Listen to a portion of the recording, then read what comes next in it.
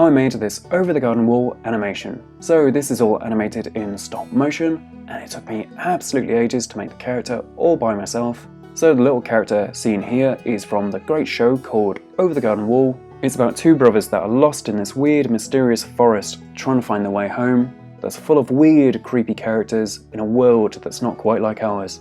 It has absolutely fantastic autumn and Halloween vibes. I really recommend it. Great little show, perfect for autumn.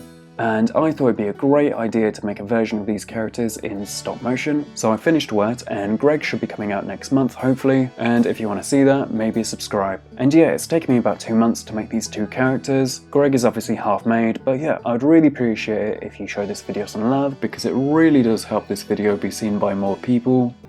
So to start things off, what I did was find some designs of the characters online. This is absolutely perfect because what I was doing at the time was making both Wirt and Greg, so a design sheet that shows how tall Wirt is compared to Greg is absolute gold at this point. And then this website that I found was absolutely full of all the designs for the show, beautiful concepts, beautiful finished images and character design sheets. I made sure to document almost every single step of doing this. So in this video we're going to be going over 3D modeling, 3D printing, armature making, painting of the character, clothes making, and a little bit of animating at the end. And I'm going to be covering especially how I made his mouths, his blinks and his hands. Which, if you're a stop motion nerd, or a doll maker enthusiast, or a toy maker, this video is absolutely perfect for you, and just stay tuned because you're going to learn about all this. I decided to do a lot of 3D printing in this video because they do have really kind of big heads, which that is going to be a lot of weight if that's solid. And one of the benefits of doing 3D printing is that you can actually print stuff hollow, which means the head is going to be a lot lighter, and also I can give the files to you guys, you know? Perfect. If you don't have a 3D printer but you still want to make this character yourself, you can easily do this by hand with some tinfoil and some clay. If you don't have your own 3D printer at home but you still want to do this, what you can do is pay someone on Fiverr to print it for you, or you can take it to a third-party print online website. So all of the 3D files that I used for this project I'm going to be making available on my Patreon, and it's going to be underneath the learning tier. But as well, I've got a free tier on my Patreon, and this little free tier has the 3D printed armature for this other project that I was working on for Claymation. And yeah, I would recommend it, and I would say it's worth getting a free account just to check out that. Before I start this video, if you've got any suggestions of what characters I should make next, please comment below. I do read them all. I'm currently thinking I might do a character from Gravity Falls, or Bob's Burgers, or maybe something Coraline inspired. So I'd absolutely love it if you guys did that, because at least then I know what you guys want after I finish making Greg. Part 1, Sculpting. So I'm working in Blender for this sculpting phase, and I've inserted loads of reference images into the software just so I can see what I'm sculpting as I sculpt. So what I'm doing is starting off with a cube, and what I'm going to do is select the subdivision surface modifier. This basically just rounds off the cube in a non-destructive way. Increasing it makes it rounder and smoother. So I'm going to fast forward this sculpting phase. Then what I'm doing with the vertices I have selected is that I'm extruding it downwards, and I'm basically just feeling out the shape as I'm sculpting along, resizing it and looking at the reference as I go along. Then to make the ears, I'm repeating this process with the cube. So when I'm sculpting, I quite often use loop cuts to kind of create harsher edges or new vertices that I want, which is Ctrl R, and also I use the I key, which is basically creates a new face within the face of the model. And what we're doing is just adding in new vertices that we're able to sculpt with. I always flick between different angles just so I can get an accurate vision of how the head should be looking, which is great because I have references that are front and side viewed, so I can actually sculpt this head really nicely and quite accurately to the character. I fast forwarded a little bit here, but I've basically just mirrored the ears using a modifier called Mirror. I've also created a flattish round cube for the eye. I'm just scaling this into place and just kind of positioning it the best I can. The plan is to eventually round off the eye so it has a nice curvature to it, so it actually looks like an eye instead of just a flat surface. I normally use glass beads for eyes because you can actually animate them really nicely with a pin in the eye and kind of just direct it whatever way you want. So instead of using a bead for the eye for this one, what I think we'll do is just have animatable pupils, and we'll hold that on with a little bit of tacky wax. I'll use this as an example. This is a old minion armature I made. This will be for another video that's out at some point. If I fast forward into the future, you can kind of see how this works, how we're able to pose this really nicely. and it's literally just wax holding those pupils on. For the nose, what I've done is basically made a cube into quite a boxy triangle shape. This is for his iconic little triangle nose. I've then rounded it off, but unfortunately this has actually created too much of a rounding feature, so I'm going to use the loop cut tool to kind of bring back some of those harsher edges. So for the hair, I'm creating a new shape, which will be just sitting inside the head. So as we're sculpting this hair, we just want to keep it as a separate object from the rest of the head.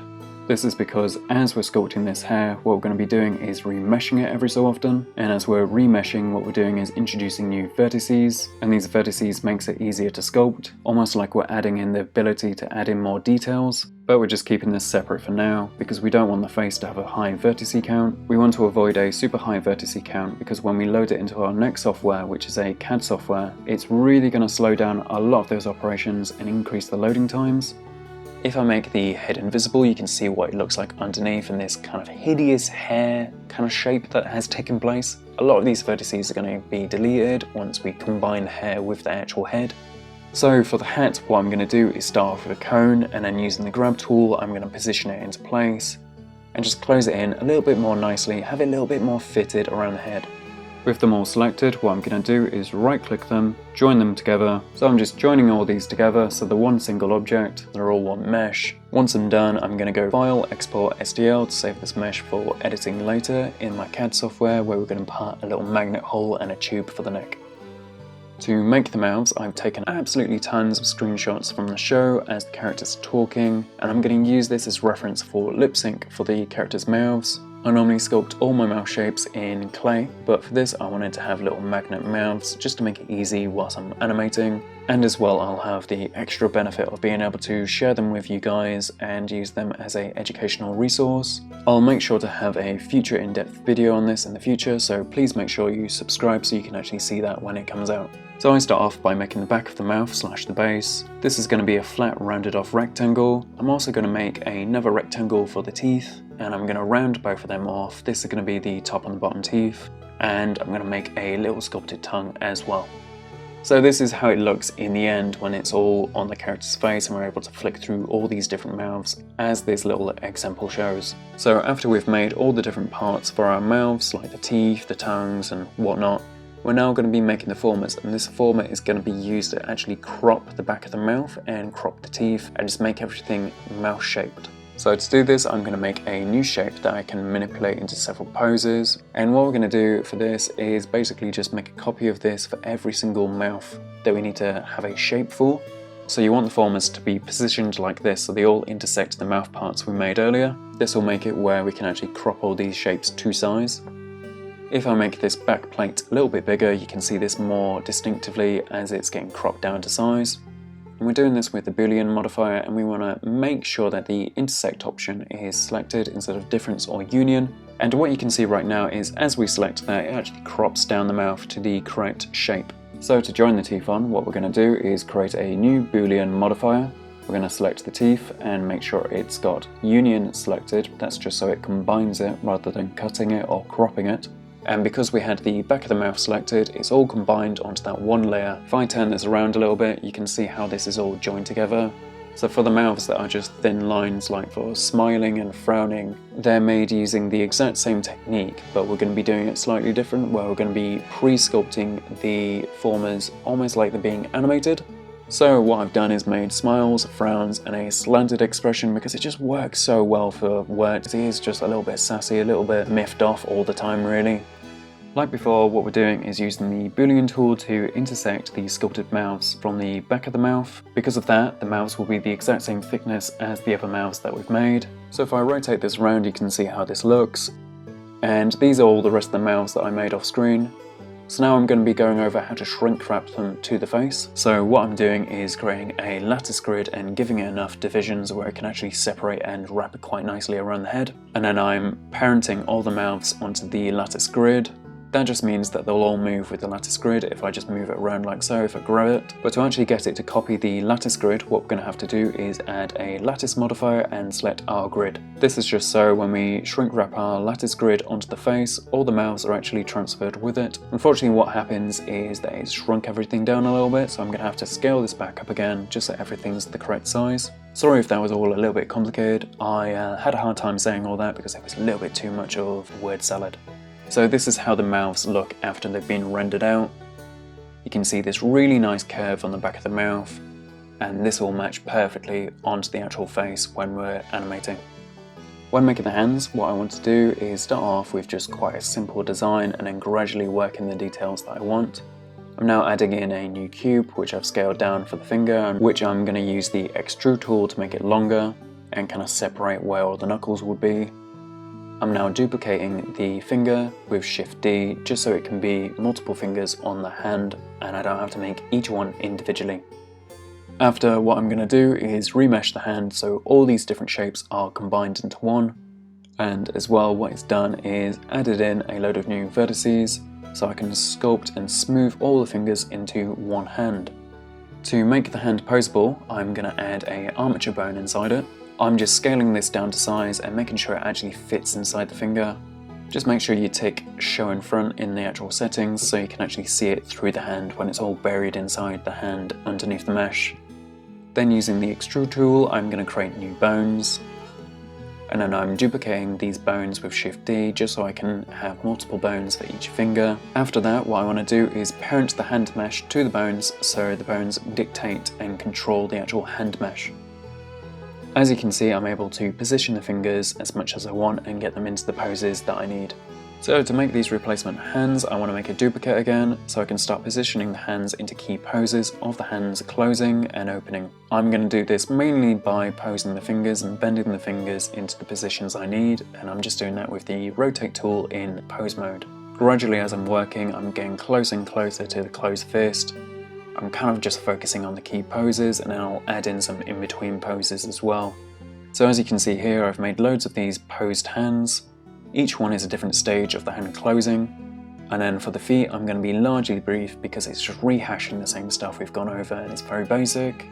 And what I'm doing is just sculpting the foot from a cube, using loop cuts, using the subdivision tool, and really kind of just sculpting in the basic foundations and then adding in more and more detail as I'm going along. I promise I will eventually get onto the painting part and the actual handmade stuff eventually.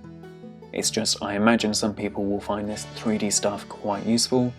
So to make Wirt's blinks, what I'm going to do is make a copy and scale it up so it's a little bit bigger than the actual eye. Then what I'm going to do is use the sculpting tool and I'm just going to sculpt this little line across the eye. And this will be what I use for the full blink stage of the eyes blinking.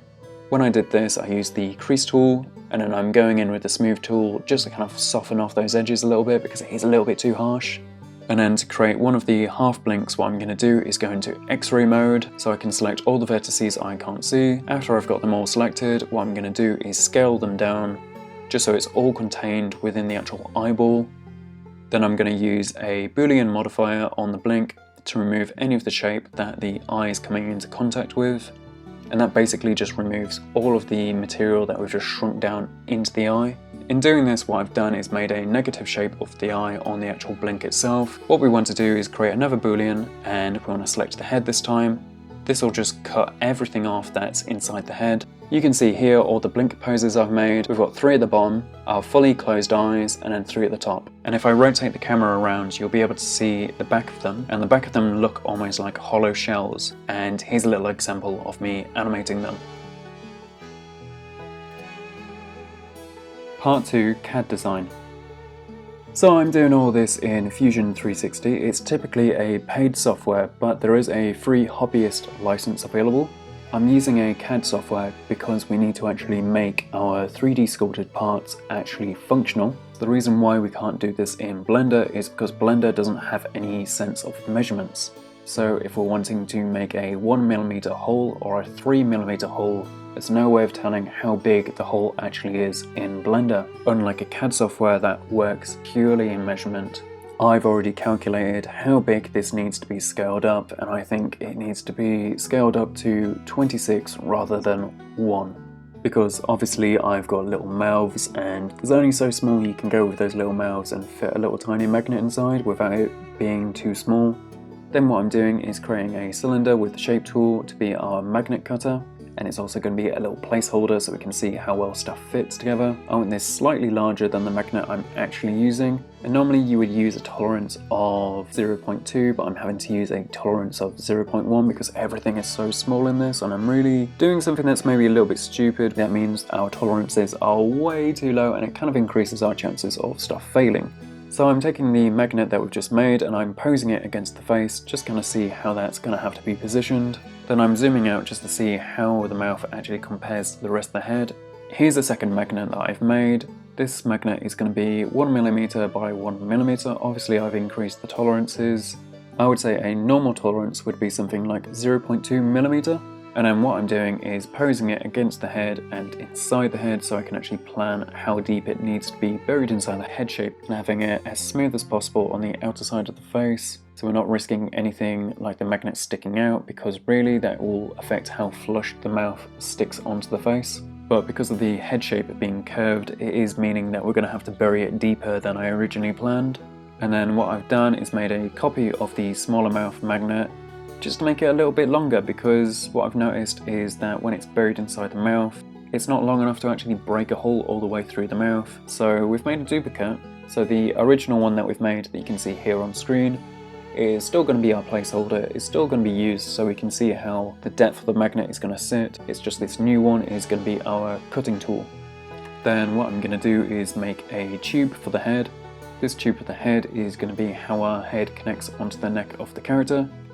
I have off-screen centered and repositioned this tube into place, and what I'm going to do is make this a little bit longer so it can fit into the actual shape of the head.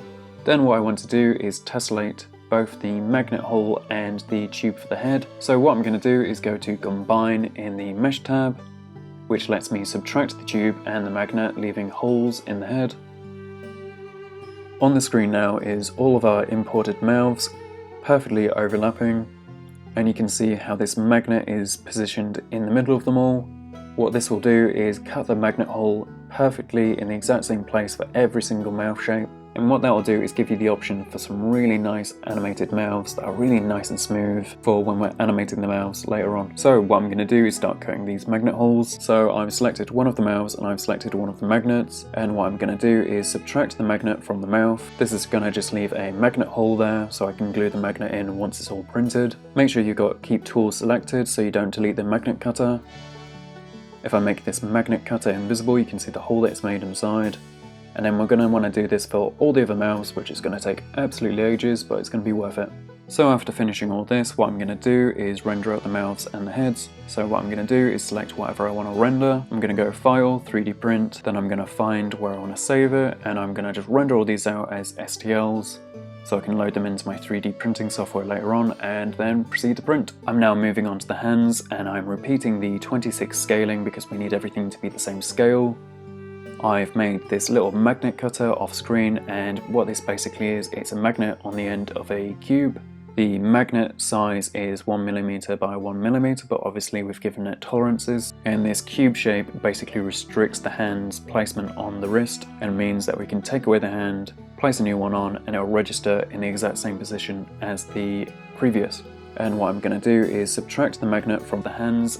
Then for the armature, what I've done is made this little chest and hip in Blender, and that's just based on the designs that we found earlier, and using other reference images just kind of see how the body shape is underneath that cape, because the cape can be quite misleading because we need to build a chest and hips based on that. And then to make this all functional for having a wire inserted, what I've done is made some little tubes that are the size of the wires that I want to use. And what we're doing is that I've basically placed them all where the neck, the arms, the spine, the legs are going to be. I've then added little threaded areas that are going to be allowing our screws to lock our tubes in place. So what I'm going to do is use the Combine tool again, and I'm going to subtract that away from the chest and hips. And these threaded areas are going to be for our screws to be screwed into. What I've done is made some little tubes, and these little tubes are going to be glued onto the wire later on. And what they basically do is take all the damage instead of the wire, because when you put a screw into wire, it basically tears the wire and damages it and causes early breaks. But if you've got a plastic tube around there, it basically just digs into the tube instead of the wire and you don't have those early breaks. Great. Then moving on to the feet, I'm making this little tube cutter former to fit where the wire will go for the ankle. And I'm gonna just glue the wire straight into this foot, I reckon. I'm just making this long enough so the wire can actually fit inside. So when it's glued in place, it actually has enough wire inside to hold on when it's all epoxy glued. So I'm making a big hole in the bottom of the foot where I can sculpt little tie down nuts into the feet. This will be just so you can attach your little character down onto an animation table to animate. I'm doing this just so I can attach my character onto an animation table so I can actually animate the character, but if you're just wanting this for a display piece, you could easily just attach this to a stand or something. Part 3, 3D printing. So I'm using a 3D printing software called Lychee Slicer, and what this will do is add supports onto my work and also break everything down into layers so my 3D printer can actually print those layers. Luckily this software has a hollowing feature which lets me hollow out Wirt's head and print it hollow. This is really beneficial so I can have his head be relatively light because of the size and everything. I only did this for the head because the head was so big and would be super heavy if it was printed solid. I printed this on my Elegoo Saturn 8K resin printer, which is a few years old but very reliable for my needs. I'm really happy with the results it actually produces, just love this little machine. And also I'm printing with ABS-like resin. Please be aware of health and safety with printing resin. I always push health and safety because resin is just such a nasty thing, and especially when I'm so allergic to it now. But if you don't have a 3D printer, what you can do instead is sculpt the parts in polymer clay that I'm making in 3D, or what you can do is hire someone on Fiverr or one of these third-party printing websites, and you can hire them to print it for you.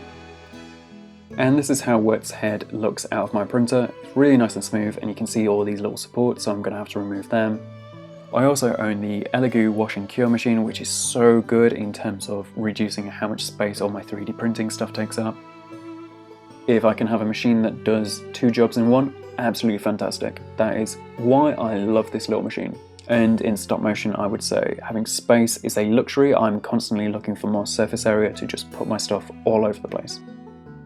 When it's fully cured and not sticky, I can handle the piece without any gloves on. When looking at the back of this head, you can see all these little holes. All these little holes are just drainage holes that we used to get rid of the resin that was trapped inside. To fix all this damage, what I'm going to do is mix up some 2-part epoxy clay to fill them in. It's called Milliput. When you've mixed it together, it becomes hard as a rock, and you can even sand it, you can even tap it if you want to. Just really strong stuff. So I'm going to wear some gloves for this because yeah, it's epoxy clay and I don't really want it on my skin because it's just not good for you. And then what I'm going to do is take a little piece off and I'm going to start feeding it into the holes. So I'm going to take off a little bit here and I'm just going to place it on the hole and start feeding it into the hole and sculpting it into the surrounding surface. So when it sets, it's actually got like a decent foothold on the actual head itself and doesn't just kind of fall through. And then what I want to do whilst it's still malleable is grab some water, and this basically just smooths it out really nicely. It's almost like it's breaking down into the water, smoothing it out a little bit.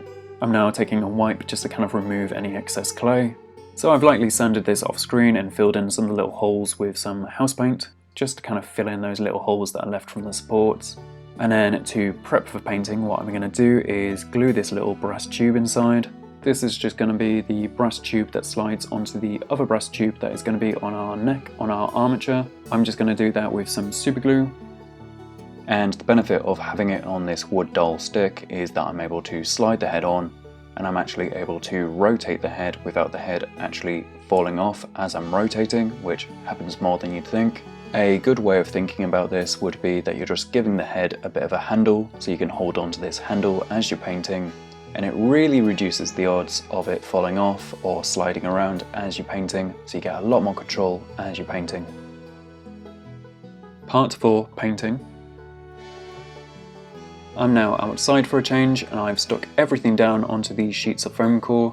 So what I'm going to do is lightly prime all the prints in some white primer. So the reason why I'm using a primer is because it helps the paint stick, because I quite often paint in really thin layers of paint, because that kind of hides your brush strokes as you're painting. what can sometimes happen is as you're painting, you can remove previous layers of paint, which is so annoying as you're painting. So what we're going to do is just give it a light dusting of some primer. You don't want to go too heavy with it because you'll just drown out a lot of those details that we want to keep. So for the head I used a fresh can, and yeah, it looks like a lot of paint came out, but in reality it didn't. And if you look at this picture of it fully dried, it actually looks quite good. It doesn't look too heavy, it looks perfect. We can finally start painting, which is the bit that I've been looking forward to. I can almost hear everyone who hated the 3D modelling section and the printing just cheering in the background. When painting, I always paint mine in really thin layers because that helps hide the brush strokes. I also mix all my paints into a little container. The paint that I use is a mix of water and Vallejo acrylic model paints. This is just because I really like their paint selection and I just think they're great. So I'm just going to use various different colours to kind of mix up the perfect skin tone for this. And just to reiterate what I said before, I'm painting this with really thin paint just so that when we actually finish painting this, there won't be any visible paint strokes on the actual surface of the character's face. But the plan is that I'd just paint this over and over and over. Your first layer is going to look absolutely rubbish because it's going to look not really consistent at all, but after you build up several layers of paint, it'll look more and more consistent. As you're painting, you just want to make sure that you're painting in the same direction every time. This just minimises the amount of brush strokes that are visible. So I'm using this medium-sized brush to kind of get decent coverage over the hair, and then I'm going to go in with a smaller brush to kind of pick out any of those little details that are more difficult to get to for this larger brush. And I'm going to be so careful as I'm doing that because obviously this is quite a dark brown, and if that dark brown gets on that skin tone, I'm going to have to paint over that and paint over it and paint over it, which is just more work. So yeah, I just want to really avoid getting any spillages onto the skin tone or wherever else. But again, just going very slowly and very carefully. And then for the hat, I've mixed this really nice deep red, but I've put it on a little bit too thickly here, so for now I'm going to have to just spread this out really thin. Unfortunately, this means you can't really appreciate how much of a nice red this is, but you can see it a little bit inside its paint pot, how red that is. It's just, woof, quite a nice, beautiful red that is. As I said before, but also several times before this, I'm painting this really thinly and it's going to look awful the first few layers that we paint this on. It is genuinely just part of the process so we get smoother paint jobs and less paint strokes. But gradually, as you're painting more and more layers, it'll get more and more consistent and just look better as we're going. I almost forgot to paint his little iconic pink triangle nose. Just love this little nose. Nice little bit of contrast from the skin tone and the nose. Just a nice little detail, you know? Would have been a shame if I forgot that. Would have been real embarrassing. So moving on to the mouths, what I've done is taken some cocktail sticks, wrapped them in tape. So then what I can do is stick the mouths directly onto the tape. This will give me a bit more control whilst painting so I don't have to hold onto the mouths and be able to rotate them and turn them without actually having to touch the mouths and therefore ruining all the paintwork. These line mouths are going to be painted black. They're going to be just our basic smile, frown and the slanted ones that we were modelling earlier. But the other mouths that are for dialogue and whatnot will be dark brown on the back of the mouth, white teeth and a pink tongue, as seen in the references. So I'm just painting some paint on these line mouths. So I will say this is probably the hardest thing to paint out of everything in the video. When making these, and especially at this scale, I didn't really plan about how much definition there should be between the tongue and the back of the mouth. It is a little bit difficult to see and therefore very difficult to paint on this miniature scale, especially when we're making everything look very clean and very consistent. It's just a little bit of a nightmare, you know? And it's just a little bit too difficult to see and get into these little areas even when I'm using my smallest brush, which is a size 0 brush. But moving on to the second one is a lot more difficult because now you've got the bottom set of teeth in your way and the tongue is a little bit inaccessible. So the white of the teeth got a little bit messy, so I'm just giving this a little bit of a touch up. A lot of these little small details are very difficult for me to get my paintbrush in. If you're a bit of a masochist or just like watching people in pain, maybe give this a like because, you know, I'm suffering for you.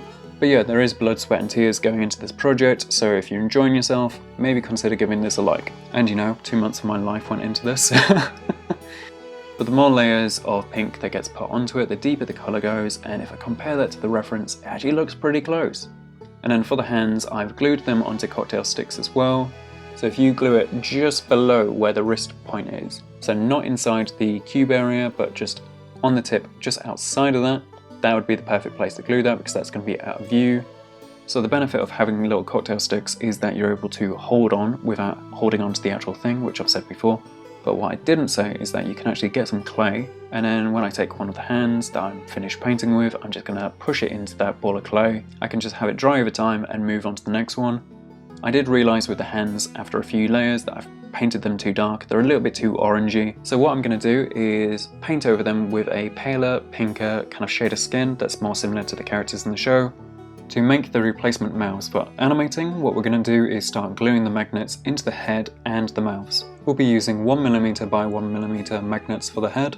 So to glue it in place, what I'm going to do is get a little pin and I'm going to put a little bit of super glue onto it. This is just so when I get a little bit of super glue on this pin, I can just put it into the mouth hole. And I can just spread it a little bit on the inside. I'll then get our little magnet and I'll just spread a little bit of super glue on that magnet as well. And then I'll just slide it inside and kind of break the connection with the cocktail stick that I've made as a little magnet tool by just tilting it upwards. These cocktail sticks are color coded, so I know which way the magnets are actually facing, so I actually know which one is meant for the head and which one is meant for the mouths as well. If I tilt the head a little bit, you can see where that magnet is because of that little bit of shine. So after my glue is set, what I'm going to do is just paint over the magnet to help it blend into the rest of the face. I should have done this absolutely ages ago, but unfortunately my magnet delivery was really late, so I had to move ahead with the project even though I didn't have the magnets ready to be glued in. But yeah, I would say definitely glue your magnets in before you start painting the head, because otherwise you're going to have to do a lot more painting just to kind of disguise where you've painted that new fresh layer of paint.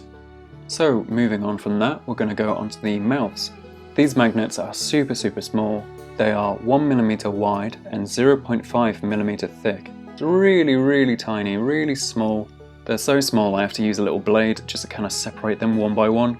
I've added a little bit of glue inside the hole on the mouth, and I'm just going to slide my magnet in and I'm just going to break the connection. And then what I'm doing is adding a little bit of super glue behind the magnet just to kind of hold it in place in case it ever comes loose. You can see the little magnet here if I hold it at this angle, that little bit of shine. For anyone who's been worried about the strength of the magnet and anyone who thinks it's too weak because of its size, here's a little bit of proof showing how well it connects onto that magnet. Here's a test video just kind of show that it can be animated. Fully tested it and it works fine. But I will say these little black mouths that are for smiling and frowning, very delicate and very difficult to get the magnet inside without breaking the mouth. I think I broke about 2 before I got the technique right. Just be very careful and maybe print off a few spares just in case you drop them, lose them, or they just break as you're gluing in the magnets. Especially for how little some of the mouths are. I think I dropped one of them and it just disappeared forever. If you drop one of these, they're not coming back. Maybe have some spares. So once everything's been painted, what we're going to do is go back outside and we're going to give everything a spray again of matte lacquer. We want to do quite a light spraying with this, and we want to build up about 3 to 5 coats of this. This stuff, I use it for every project that I work on. So spraying it with some matte clear lacquer, 1, takes away some of the shine, 2, it gives everything a protective coat, so you're less likely to scratch off your paint, which is absolutely vital for stop motion, because if you paint the shoes like I have, what's going to happen is as that foot rotates on the table, it's gradually going to scratch off all that paint and wear it off, which is hours of work. So I would say maybe give it a couple of coats, but it's really worth it to avoid scratching off your paint and giving you like the protection you need for animating. Part 5, armature making. So we're going to get started with this armature with some wire. For the limbs, I'm going to be using aluminium wire. I know Americans say aluminum, but I say aluminium because I'm English. The wire that we're going to be using is going to be a multi-twist of multiple different wires made from aluminium, copper and steel. This is all kind of twisted together in a drill. So for the legs and spine, I'm using 2 pieces of 1.6mm aluminium wire. I'm using 1 piece of 0.5 copper wire, and I'm using 1 piece of 0.3mm steel wire. And for the arms, I'm using a very similar combination of wires. I'm using 2 pieces of 1mm aluminium wire, 1 piece of 0.5 copper wire, and 1 piece of 0.3mm steel wire. These are going to be very similar combinations.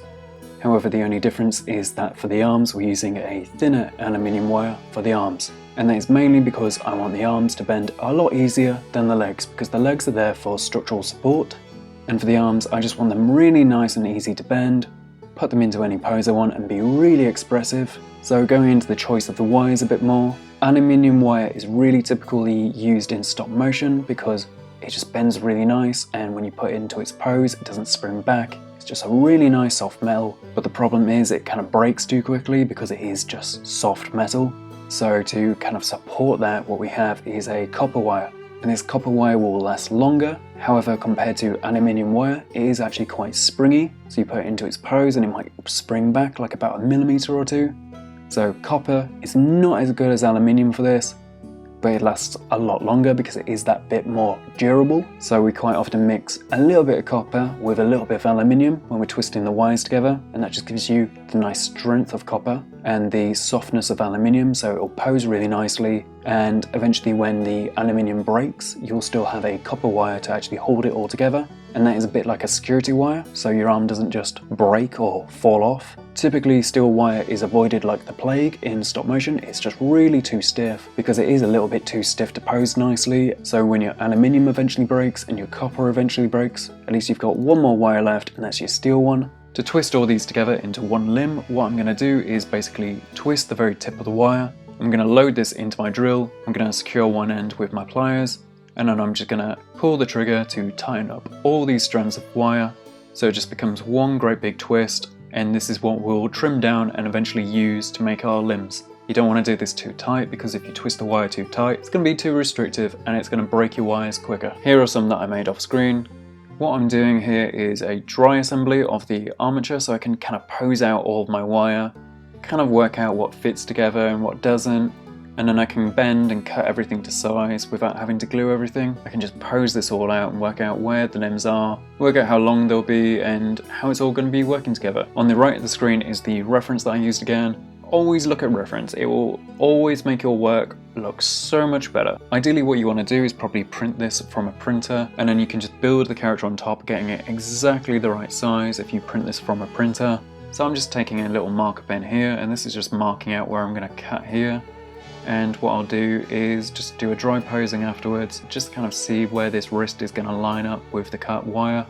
What I'm going to do is grab some epoxy glue and start mixing the two parts together. I'm using some Erudite 5-minute 2-part epoxy for this, which is a 2-part epoxy glue that you just mix together. Just make sure it's all well mixed, and definitely wear gloves because this is definitely nasty stuff. So I'm going to grab some wire and I'm going to glue the brass tube on this one. This is our neck piece, and this is going to slot into the head that we've been doing earlier, because if you remember, we glued a piece of brass tubing in there. This is why K&S brass tubing gets used a lot, because a lot of them can slide into each other absolutely perfectly, and yeah, it's just great. So off screen I've glued the arms with all their tubes, the spine with all their tubes, and the legs directly into the feet and with their tubes as well. To assemble the armature, I've already added in these tiny M3 grub screws into the armature parts. These can be screwed in deeper using an Allen key or a drill with the appropriate drill bit head. And if you've got your wire parts in with the tubes on, those little grub screws will just bite into the plastic tubing, which will lock it all in place. I've already done these off camera and screwed them into place. So at this point, what I normally do after I've assembled the armature is that I would basically sculpt onto the armature with this epoxy clay. And the idea is that you would almost make these restrictive bones on the character. And what this basically does is really restricts where the wire can bend. So the best example of this would be looking at our own skeletons and really thinking about how your arm only bends at the elbow, same thing with your knees. I'm not doing it for my armature, but I would really suggest you doing it for yours, because it really does help when you're animating that it only bends in one place rather than all over the place. I'll have another video on this at some point, really talking about why I think it's so ideal to do and why I probably should have used it for this project. So at this stage what we're going to do is take our finished armature and we're going to start applying padding. You might notice as well that the armature is wrapped with some thread. This is completely optional, and I've just done this to test whether or not this helps with the glue bonding. So I'm just taking this offcut of upholstery foam and I'm just lining it up with the leg. Then what I'm going to do is take a marker pen and just draw out where the leg is. I'm going to do this for both sides of the leg. I'm then going to cut it out with some scissors. I'm just doing a dry fit right now just to see how this all fits together. To glue these together, I'm going to use some Yoo-Hoo glue. This is just a contact adhesive. So I'm just squeezing out some glue all over the foam. And then what I'm doing is using the side of the nozzle to kind of spread the glue across. Just imagine you're kind of spreading out butter across some toast, some really toxic butter, but yeah. So you want to do this for both pieces, and then you're going to sandwich it together with the wire in the middle. And then what I'm going to do is take some pins, and I'm just pinning this in place so it doesn't separate as it's drying. I'm now repeating this step for the arms, slightly different because of the shape of the arms is a little bit different. I'm then pinning it in place, and I'm repeating the exact same for the chest as well. This is just to kind of further bulk out the character, to kind of give it more shape. After waiting for the glue to dry, what I'm going to do is use the scissors to kind of cut it to shape. I'm just kind of rounding off these features, making it look less square, trying to make it look a bit more body shaped. I'm just trying to make it look less square and a bit more natural looking. It doesn't have to be perfect because we're going to be applying a wrap to it after that will smooth out a lot of these features. I'm just switching from my medium scissors to my little scissors just so I can get into tighter spaces.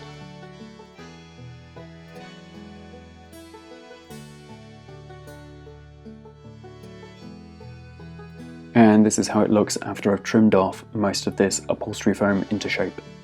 I'm now going to wrap the armature in this stuff called Tiger Wrap, and what this is going to do is make it look a little bit more organic and make it look a little bit more smoother by kind of smoothing out details by wrapping this stuff around everything.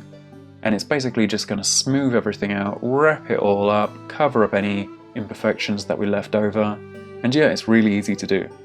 So it's easier to work with if you cut off a little section and then you fold it over a couple of times and then cut it in half lengthwise. This is just because the character at this size is a little bit awkward to move around and whatnot as we're wrapping it around. So if you cut it into thinner strips, it just makes it a little bit easier to wrap around. So once I'm happy with how this is looking, what I'm going to do is pin it in place for a second as I grab my glue. I'm just going to add a little tiny amount of glue just to kind of hold it in place. This is just to close up the edges so it doesn't unravel itself. So yeah, you just want to wrap it around itself, and this will just give it a lot more of a smoother organic look. But what I'm doing with the leg is creating a raised area, and this raised area is going to be where the padding for the bottom of the trousers is going to be, because if we look at the reference for Wirt, he's got these little thin ankles and these quite thick trousers, because that will be what our little trousers that we make will rest on. I say trousers, I imagine Americans will say something like slacks. What I want to do is start working on Wirt's shoes. To be more specific, I want to work on his tie-downs. This is because I want to make a way of attaching Wirt's feet to the table that I'm going to be animating him on. So these large holes that we made in the feet, these are what we are going to be securing the little brass nuts inside, and we're going to be making it so we can actually screw a bolt into the foot and hold the character down onto the table. It sounds really horrific when you describe it out loud, but there is some functionality and logic to this. When we're sculpting these little brass nuts into the feet, we're going to be using a shorter bolt just as a little placeholder. What this does is kind of protects the inner thread, that thread of the nut, kind of protects it from the clay going into that and kind of clogging all that up and making it unusable. We're going to be using a 2-part epoxy for this. This 2-part epoxy is the same one we used earlier, the milliput. It's the same stuff we used earlier for fixing the holes in the head for the draining out the resin. I'm just adding a little piece inside the foot here, and then I'm pushing the nut and the bolt inside. Then I'm using a sculpting tool to remove any of the excess clay, and then we're going to use the tool just to kind of smooth it out a little bit. You can put a little bit of water on the tool and just kind of wipe the surface. So after letting it cure for a few hours, it's rock solid, so I can unscrew these bolts without fear of ruining all of our progress. Then I'm going to take a blade and just start taking off some of this excess material that's still there. So after that, what I'm going to do is paint the shoe a dark grey, and the actual sole of the shoe, like the bottom of the shoe, I'm going to paint that black. Following this, what I'm going to do is start dry brushing on some browns onto the shoes. I'm going to start from a medium tone and I'm going to work my way to a highlight. This is honestly quite a bit of a deviation from the original design because they don't have mucky shoes. I mean, these characters have been walking through the woods lost, so in my mind they should be covered in mud and all sorts on their shoes. And of course it has nothing to do with the fact that I love dry brushing and I love making stuff look like it's covered in a load of mud. But I'm really happy with how this looks, so what I want to do is take my can of matte clear lacquer again. I've completely wrapped the body in plastic and some tape, so I can spray this with a couple of layers of matte lacquer, knowing full well it's only going on the shoes. Because in my opinion, the shoes are what absolutely get destroyed on stop motion sets. Because ultimately, when you've got a character's foot tied down onto a stage, as that foot's rotating, as it's kind of getting worn against the table or rotated, it's gonna just shred off all that paint. So to protect all the work that you've done, please just spray it with a bit of matte lacquer or some kind of protective coat. So what I'm doing for the neck is that I've mixed some liquid latex with some acrylic paint. I've coloured this mixture to look very similar to the skin, and what I'm going to do is I'm going to scoop some up with a cocktail stick, and I'm just going to carefully paint it onto this wrap that we've got on the character. Don't use a paintbrush because it will destroy that paintbrush, it will get into all the little bristles and you'll never get it out. I'm using latex just because it's easier to colour compared to something like silicone where I need to use the right pigments and really kind of like fine tune the colours that I'm using. And also I can avoid making a mould, I can avoid doing all sorts, I can just paint this on and not really worry. Part 6. Clothing. In my opinion, one of the hardest things to do with a stop motion puppet is make their little tiny clothes. And today we're going to be trying to do that. But before we can actually start sewing together the clothing, what we need to do is start by making a template using press and seal. If I just lightly press my hand against this, it immediately sticks to my hand. So you can use that adhesive side to stick it onto your puppet, and then on the non-sticky side you can just draw straight onto it. So we want to wrap it around the character, then press it against the body, along the inside of the leg, and then underneath. To mark up the design onto the plastic, what I'm going to do is use one of these Friction pens. As a kid, I thought these pens were so cool, and I thought the rubber part that rubs out all the ink that makes it all disappear. I thought this was just a magical rubber, but it just turns out that the only thing that actually makes it disappear is heat. So you could use this with, like, let's say an iron very easily, do this with a hairdryer. So let's say I draw something and I'm not a fan of it, I can just rub it out, remove it with some heat, or I can just take an iron to it after it's all been sewn together, just to remove any pen work that I've left on it. So I've now got this pen and I'm just drawing on the plastic, drawing the flow of the body, and then when I get down to the bottom of the leg, I'm just doing this like little crossover part around the bottom, all the time being very conscious of how classic clothing patterns look for full-size clothing, like this example here, and this is very much informing how I'm designing these pattern shapes. And across the top, using some tracing paper, I'm just tracing the design onto the paper, still using the same pen, just because I can rub out any ink that I don't like. When it's copied across, it should look like something like this. If in doubt, just look at traditional clothing patterns for full-size clothing, there's plenty online. I've basically got a sheet of foam core and I'm just pinning down the fabric and pinning the design on top. And then what I'm doing is copying the design around the drawing, transferring the design onto the fabric. As well as copying across this design, what I'm doing is adding on some extra little tolerances. This is just some extra space for when I'm sewing down the seams. Once I'm finished, what I'm doing is taking some fabric scissors to the fabric and cutting out all the sides of the trousers that I've designed. Here's some footage of me drawing the shirt pattern. This is going to be the back, and I've left some extra tolerances just so I can sew it together quite nicely. And then here's some footage of me designing one of the front panels for the shirt. There's going to be two together. And then here's one of the arm. For the darker fabric, I can't actually use this pen on because they're very similar colour and it's a little bit too dark for the blue to actually show up. So what I'm having to do instead is use this white pencil. So much like the blue pen that we've been using, the white pencil marks can be removed really easily. So because I want to animate this character, and the character has this great big flowing cape, so what I've done is designed this little tiny armature that fits inside the cape that will be between the outside and the inside layers of the cape. This wire is 0.7mm aluminium wire, which poses really nicely. It's really nice and soft. It's not strong, but it's enough to kind of be low profile so it can fit inside, no problem, not cause any awkward bulking. Once it's all dried, I'm going to add another layer of fabric just to hide all the wire, which is perfect for Wirt's cape because we need to add a little red inline. So we've made these little red cut out versions that are just going to be glued in place on top. So I'm just using more fabric glue here. Be careful not to get any of it on the fabric as it will stain it. Back to the white shirt, what I'm going to do is start sewing the arm of the white shirt. You want to sew this inside out, and that's basically so all the penmanship on the outside that you see right now will actually be on the inside where the seam is. So yeah, I would recommend doing a back stitch because it's quite strong, and then we'll probably reinforce it a little bit with a little bit of fabric glue. Then once we're done, we're going to turn it inside out the right way around, take the other parts of the shirt. This is the back and one of the front panels, and we're going to sew this exactly the same way inside out, and we'll have really nice hidden seams on the inside rather than the outside like we are currently. I'm just following the seam as I go along, sewing it by hand. Once my shirt is all sewn up down one side, what I'm going to do is take the sleeve that I've turned the right way around, because eventually when you flip this all around, it'll all be the right way around. I'm then going to start sewing the two together around the arm. Obviously this video footage is speeded up because it does take absolutely ages to do this. Once I've sewn on both arms, what I'm going to do is put it on my ironing board, and I'm just going to get a hot iron and just start running it over my work, being very careful not to burn the shirt. But I just want to get some heat on this fabric, just so all of our blue lines will disappear.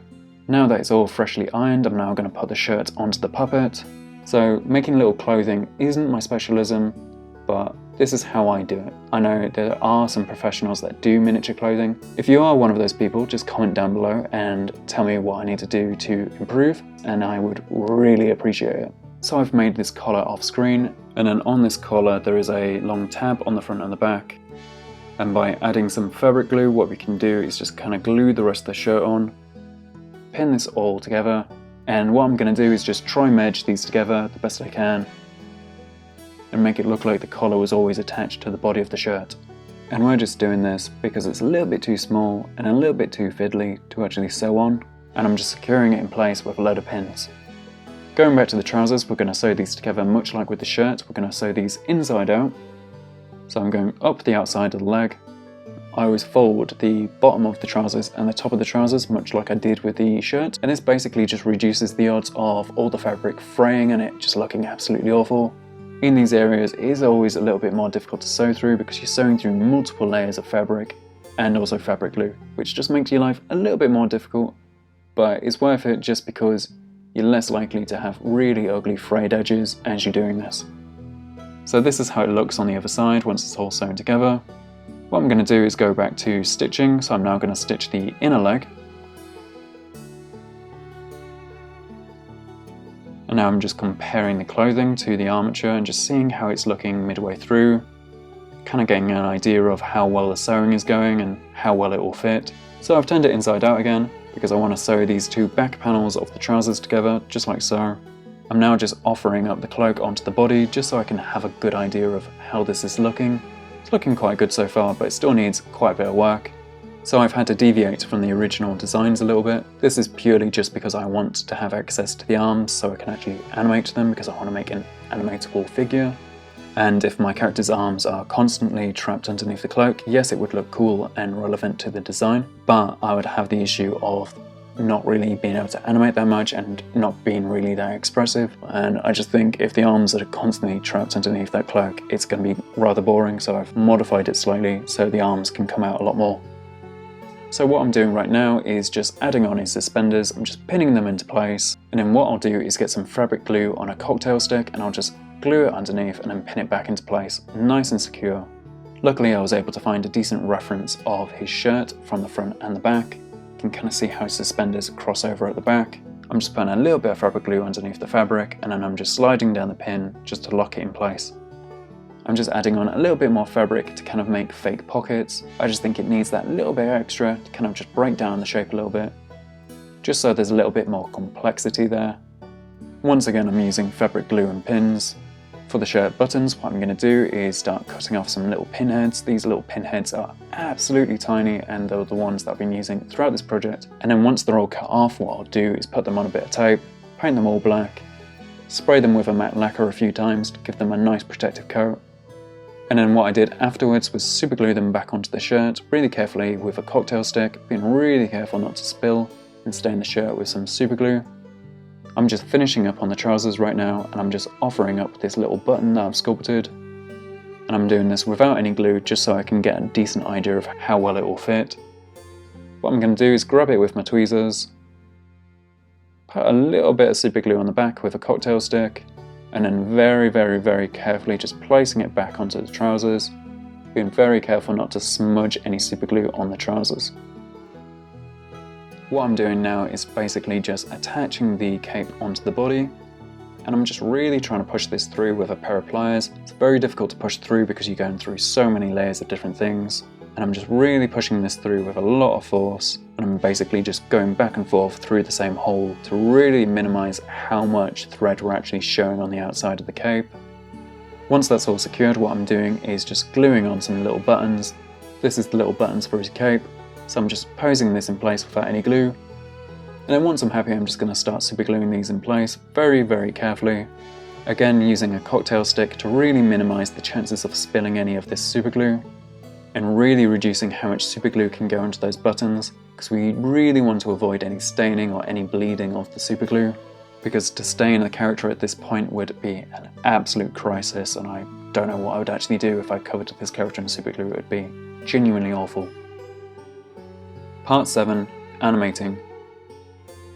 So to prep for animating, what we're going to do is start with Wirt's eyes. We're going to give him his pupils, and hopefully this will give him a little bit more life and make him actually finally look like himself. This is great stuff. It's used quite often in the stop motion industry for keeping on little tiny things. I'm just going to show you an image of one because mine is completely destroyed from wear and tear and time. And I'm just going to scrape off a little bit with my sculpting tool. I'm then applying it onto the back of the pupil. So this will help it actually stay on the eye instead of falling off because of gravity. If I apply some pressure, I can actually push these eyes around into all kinds of wacky positions, making them look cross-eyed, making them look every direction I want. It's great. With that finally done, I can now finally move to my animation table. I'm just going to set this guy up really quickly. I'm just going to pop this guy here, tie his feet down with these little tie downs. We made these earlier, they're really functional. I just need to brush him down a little bit to get any fibers off him, but at this scale where everything's so small, those little bits of dust look humongous. And then for any threads that have come loose, what I'm going to do is just trim those off with my little scissors. So right now I'm just testing out the character, really kind of working out how well it moves, how well the little mouths work. Honestly, seeing how well these mouths work and really how nicely they snap onto the face, the transition is just really smooth going between mouth shapes. And then the little blinks, what I've done is added a little bit of tacky wax onto them just so they stick as well, because I was finding if they're just stuck on with no tacky wax, they'd just fall off. Really nice seeing them open and close. I think the only thing I would change is maybe the hands, give it a larger magnet just so it's a stronger hold, but other than that, works quite well. Playing around aside, what I'm going to do is start animating. I say this as when I animate, I literally just look like I'm still playing with a toy. This is just part of the process, I guess. I guess this is just the irony of stop motion where you look like you're playing, but in reality you're just stressed out trying to give this character some life, really trying to act out the role as you're doing it, and yeah, I guess it just looks like playing, which it's definitely not, I'll say that. So when deciding on what animation to do, I really kind of wanted to do a dialogue scene. And I wanted to do a dialogue scene because I knew I wanted to test out these mouths and kind of show how nice they can move. So what I did was take this little clip from the show. Woman of the woods. No. Magic talking birds leading us to fairy godmothers and the mysterious... I'm going to Pottsfield. I thought this really showed off the character well in his dismissive but also impatient personality. So as I'm animating, I'm just really kind of going with the flow, really feeling this out, and I quite often act this out as I'm animating. And yeah, I had a great time animating these mouths, really expressive, really nice with the dialogue. And the hands as well, they're just really nice how they open and close. I think there's 9 variations for each hand, but yeah, really nice, really smooth, really enjoying it. I was quite scared to animate this cape because I had the feeling of I would forget to animate it one frame, so it would be really nice and wavy and then just stops. But yeah, I had a good time animating this, and it just looks really nice. So I used the blinks a lot more than I planned. Originally the plan was that I would just use them as a blink, but in reality I kind of just kept them on as if he was kind of squinting a little bit or just had a little bit of bags under his eyes. And yeah, I thought they worked really nicely. So this is how the animation turned out. I'm really happy with how expressive the character is. The good woman of the woods. No. Magic talking birds leading us to fairy godmothers and the mysterious... I'm going to Pottsfield. Really happy with that cape action, really nice and flowy, and how expressive the character is. I thought it gave off the exact type of dismissive but also impatient attitude that Wirt has. So I was going to animate more clips, but unfortunately my invisible self-imposed deadline is looming. I do really hope to do more, and I will upload that if I do more, and we'll probably combine that with the Greg video or make a whole new video itself. So subscribe for that if you want to see that in the future. Sorry this video was so long, and I hope it wasn't too boring. I hope it was educational and you actually learned something. And again, for anyone who wants to do this themselves, what I'm going to do is make all the 3D printed files available on my Patreon. This will be on the learning tier, but just to let you know, there is also a free tier, and on that tier is a free 3D printed file for an Armature. So if you want that, you can absolutely have that for free. And yeah, with that said, have a nice day, have a good night, and see ya.